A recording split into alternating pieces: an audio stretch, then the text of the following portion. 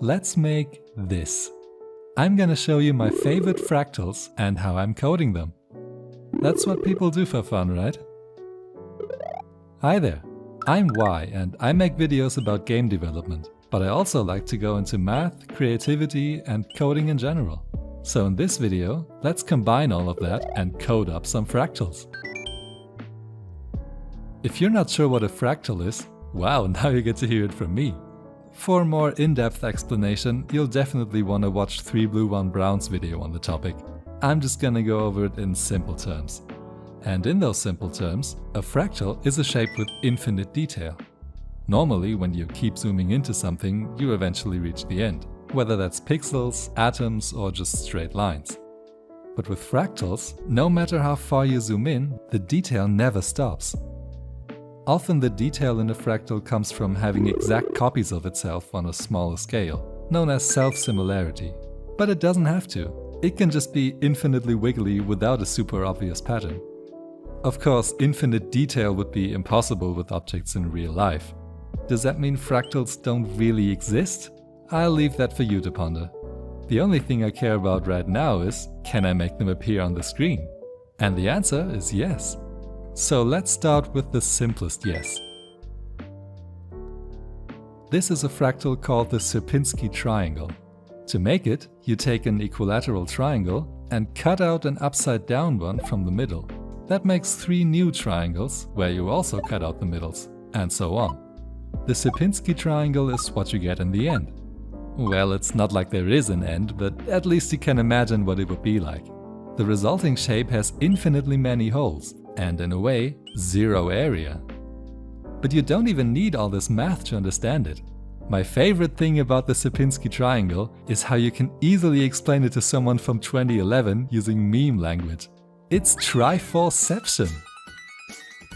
So let's put this fractal on the screen. I'm using the Godot game engine here, but it really doesn't matter. Anything works as long as it has some way to draw shapes. The first step, of infinitely many, is to draw one triangle.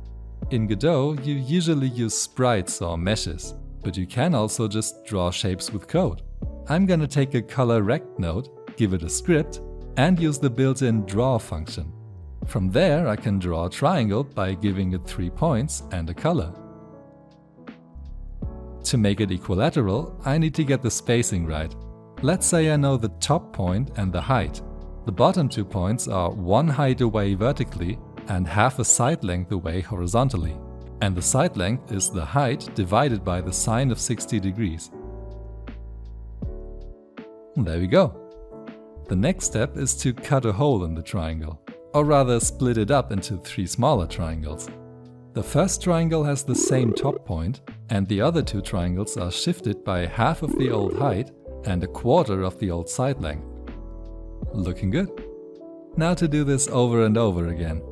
I'm gonna make a list of triangle objects, starting with just one, and whenever I click on the screen, I'm going through all of the triangles, split each of them into 3, and add them to a second list, which then becomes the new list. Looks like it takes about 8 steps before the triangles become too small to see.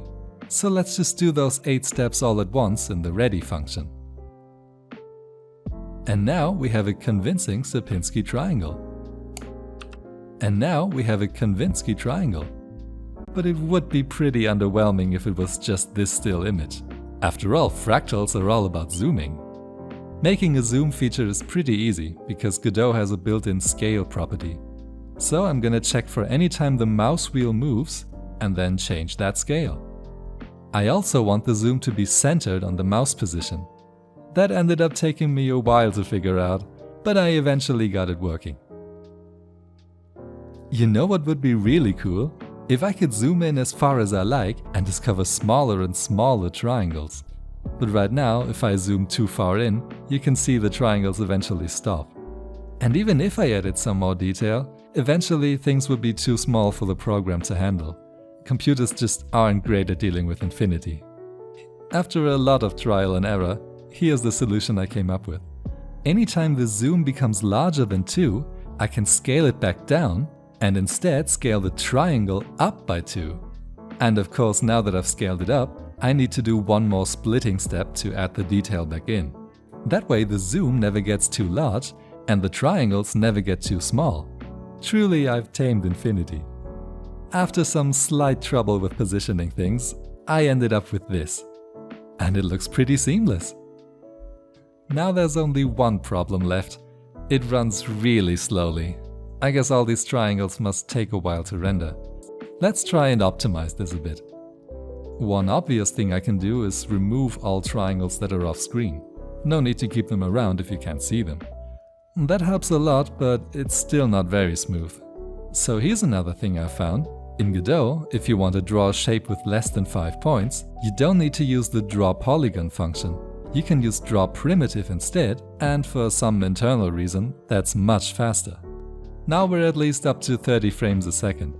And the only thing that's still causing slowdown is the frames where I split up all the triangles when the zoom gets larger than 2. And I'm actually okay with that. But if you want it super smooth all the time, there is something else I can do. Use 2D sprites with a pre-rendered image on them. Now instead of 6,000 triangles, I just have 9 sprites. It actually kind of feels like cheating, but I did make the sprite texture with the program itself, so I guess it's okay. And there we go! A buttery smooth demonstration of the Sierpinski Triangle.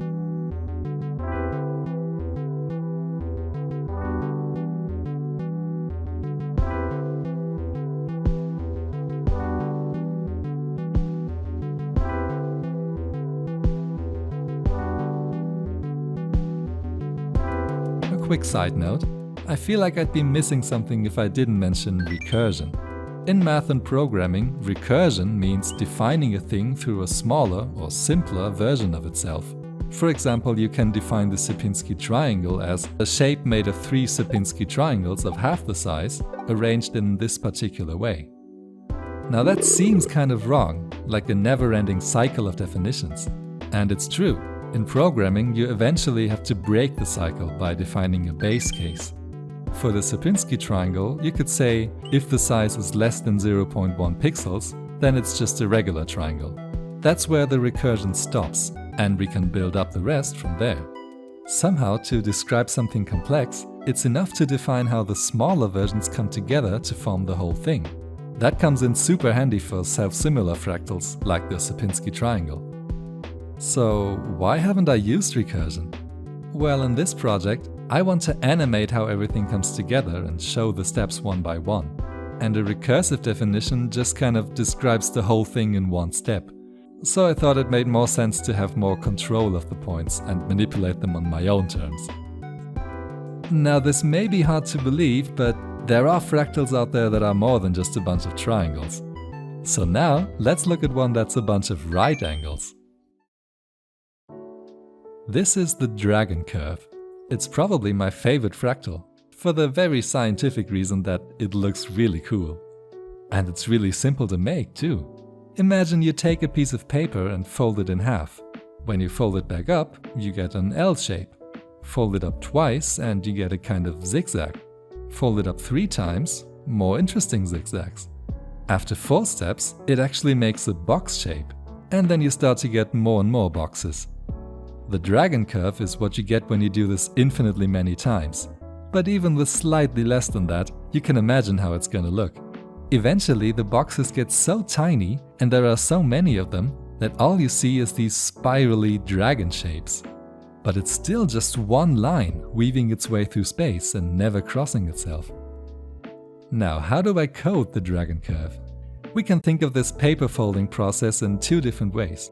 Number 1, start with a line segment, make a copy of it, and rotate that by 90 degrees.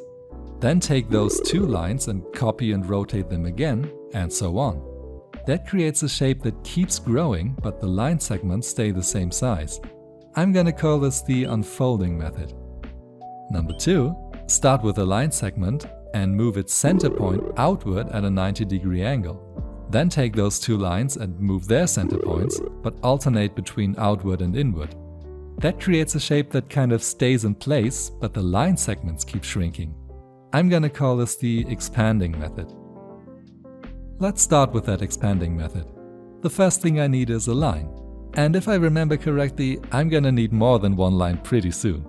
Godot has a thing called polylines. I can just give it an array of points and it will draw them connected with line segments. So I'm gonna make an array of all my points, which for now only has 2, and draw a polyline with them. That's the first line done. So how do I expand it into 2? I take the vector from the second point to the first, rotate it by 45 degrees outwards, and scale it by the square root of 2, because that's what makes it form a right angle. Then I'll just include this new point in the list of points and draw that list instead. And that's not quite what I expected. Because right now I'm just taking the vector between the 2 points. But without setting a new starting point, it starts from the origin every time. I need to add the first point back onto it. Now it's more well behaved, and actually kinda nice. But still not quite right. That's because I'm still missing something. For the dragon curve, I need to switch between rotating outwards and inwards. And there we go. The dragon has arrived. I'd like to try animating it, going smoothly from one state to the next. To do that, I need 2 lists of points. One for the current points where the animation should start from, and one for the target points where it should end. And then in the draw function, I make in a list for moving points, which are somewhere between the current and the target points, depending on the timer. I can use the lerp function to get some percentage of the way between the two. For example, if this is 0.75, I get a point that's 75% of the way from the current point to the target point. When the timer stops, I'll make the target points the new current points, do one expansion step to make some new target points, and restart the timer to run the whole process all over again. Now that looks much more alive, for better or for worse. But I actually want to go one step smoother, make the animation speed up and slow down. So I'm running the lerp value through an easing function, which can turn this linear increase into a non-linear one. Something sine wavy should do. And there we go. Now that's really satisfying. The smoothest dragon in the West. Next, let's try the unfolding method. I actually don't need to change that much in the code, just the way I calculate the next step. Instead of taking a point in the middle and expanding it, now I need to copy all the points and rotate them around the last of the original points. Rotating one point around another is pretty easy too. I just take the vector pointing from the pivot to the moving point, rotate it with a built-in function, and add it back onto the pivot. I also need to reverse the rotating points, because what used to be the first point now needs to be the last of the whole thing. And then I'm doing basically the same thing I did for the other one, lerp between the current points and the target points in the draw function. Except the thing I'm lerping isn't the position of points, but the angle of rotation. I'm also changing the scale in the center of the whole thing to keep the dragon curve in view. That wasn't needed for the expanding method because the curve stayed more or less within its original space, but now I do actually need to zoom out. I'm doing the same thing of smoothly animating from the current state to the target state. Let's see how this looks.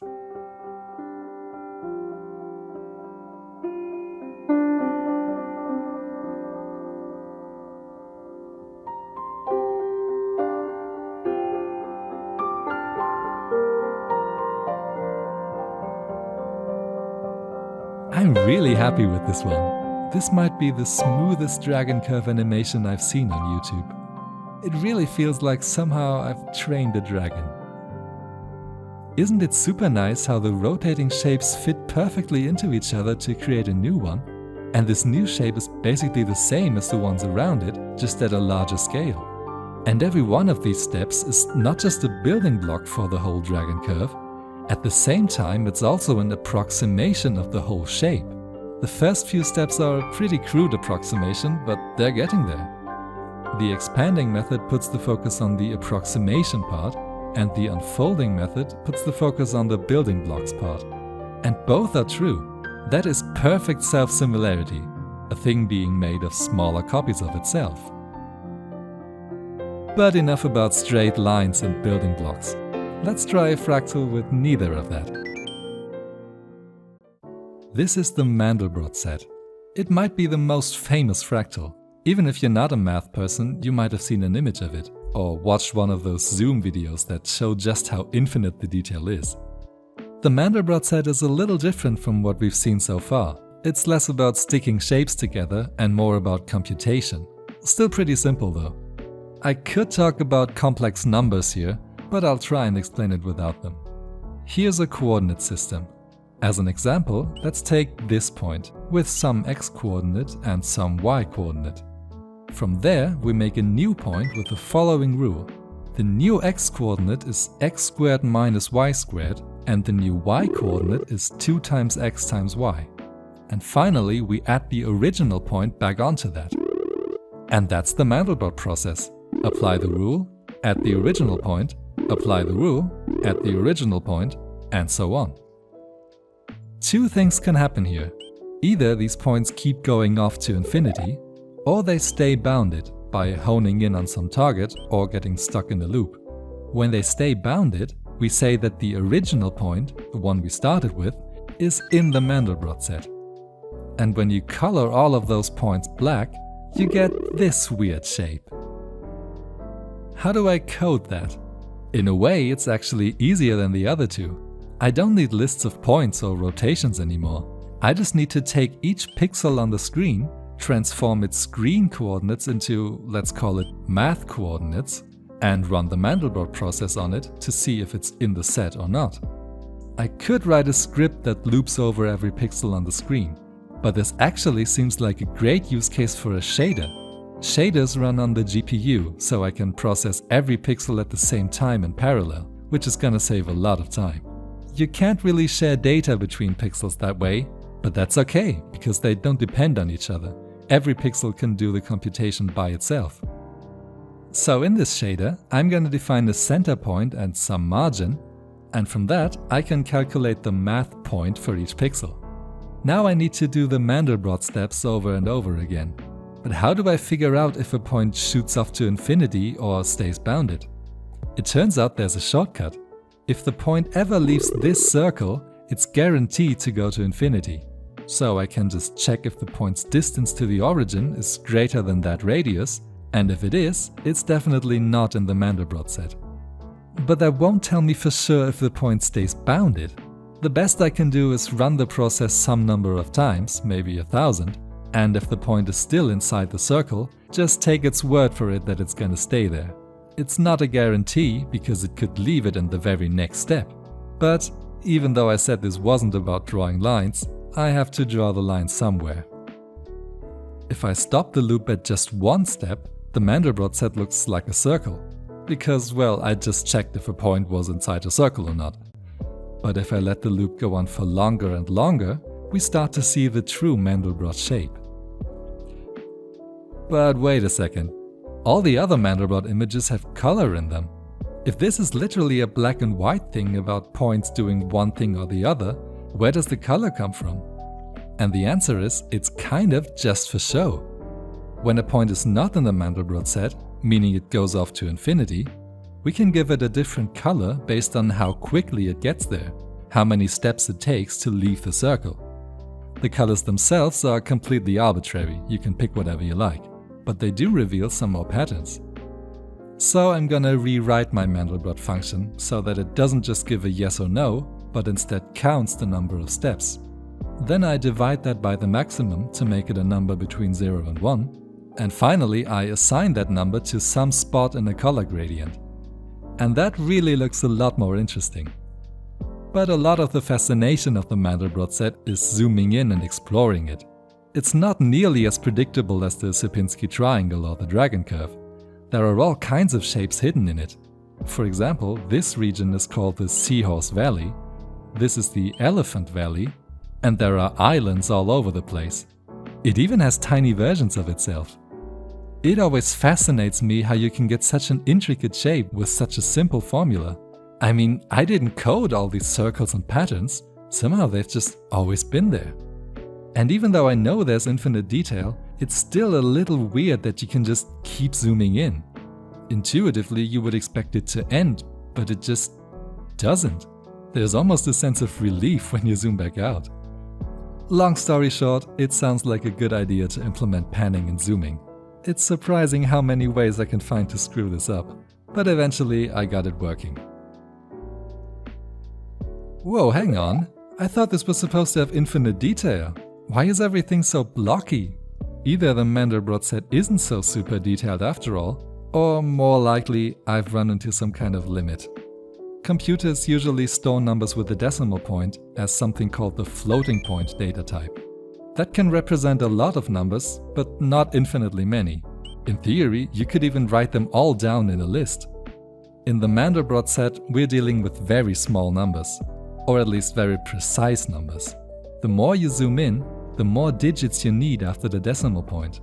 Eventually, the floating point data type can't tell those tiny differences apart anymore, and treats all the pixels as the same number. And so, unfortunately, that's where the detail stops. With shaders, it stops even earlier than normal, because they still mostly use 32 bits to store floats, instead of 64 bits like CPUs often do these days. Of course, there are ways around this, but they're either way more time-consuming or way harder to code, or both. If you'd like to literally dive deeper, check out this excellent video on fractal rendering. But for this project, I think this is where I'll leave it. At least if I do it slowly enough, I can get a decent zoom out of this one too.